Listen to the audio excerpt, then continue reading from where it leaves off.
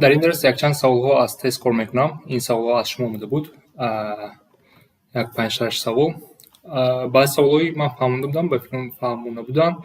با بار دیگر میفهمونم. از سوال 102 start کنیم. سوم ریشه‌های مدل رو یابیم. این نمودی مدل رو چه کار میکنیم؟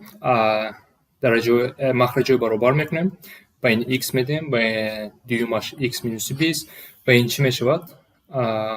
40x صورت یکم مینوس 40x جمع 800. برای چی جمع؟ چون که اینجا مینوس هست. وقتی بمیدن جمع میشود. تقسیم x ضرب x - 20 برابری 1. بالا چی میشود؟ 800 تقسیم 800 میشود بالا، چون که هر دو اینا اختصار میشوند. 800 تقسیم x کوادرات مینوس 20x برابر 1.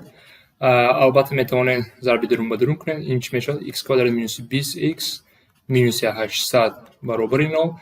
از اینجا اصلا آسان میتونیم به قوس خود جدا کردن، چون که با دیویژن رقم خیلی کلان میشود. و این چی میشه؟ x مینوس 40 x جمع 20 برابر 0. و قوس خود میکشیم با همین ifade رو به دست میگیریم. از اینجا x برابری 40 میشود و x برابری مینوس 20. دو جواب دارد. ما اینها رو چون سومش رو یابیم میگیم. وقتی جمع میکنیم جواب ما 20 میشود.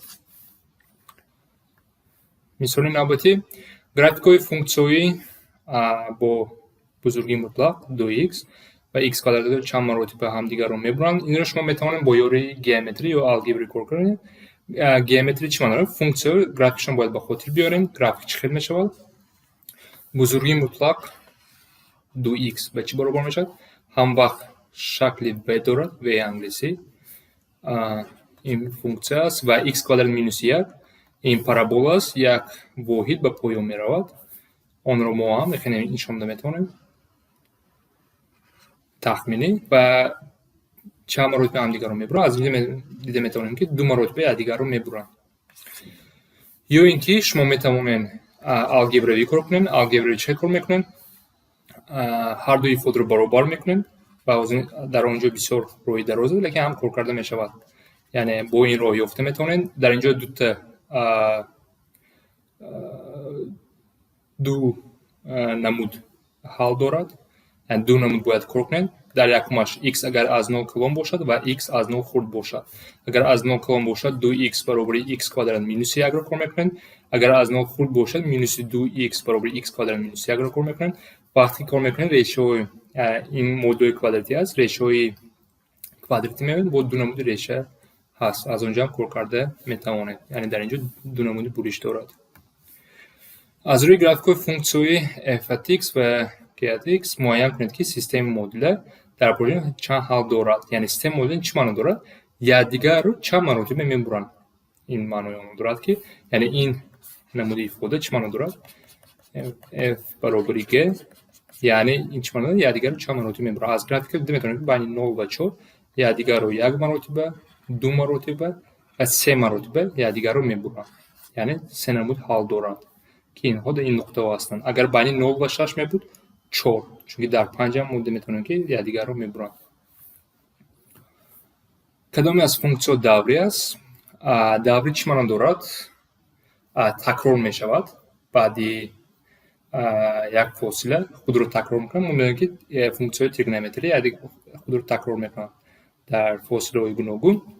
وقتی که فونکسیو تریگونومتری با فونکسیو پولینومی بسیار ازاگی بیاید، مثلا در اینجا 2x یا اینکه 2x یکی در سوالهای دیگر هم با 2x آمدگی است، با x آمدگی است. وقتی با بسیار ازاگی و با خطای راست یک جای بیاین اون دوری نمیشوند.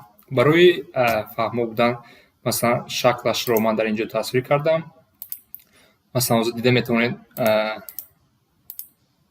مثلا مینوس 2x کوسینوس x این نمودی گرافیک دارد. شکل دیده میتونید دوری نیست، تکرار نمیشوند. یا اینکه x مینوس 2 کوسینوس x دیگه می‌بینید با دوری نیستن. یعنی به هر یک فاصله هر خیلی قیمت هم میگیرن. x مینوس 2 تانگنس x هم همین نموده است. دوری نیستن. دیگر فونکسیو دوری هستند. یعنی در اینجا 5 3 4 فقط تریگونومتری باشد این دوری است. با یگان دیگر فونکسیو میتونه باشد.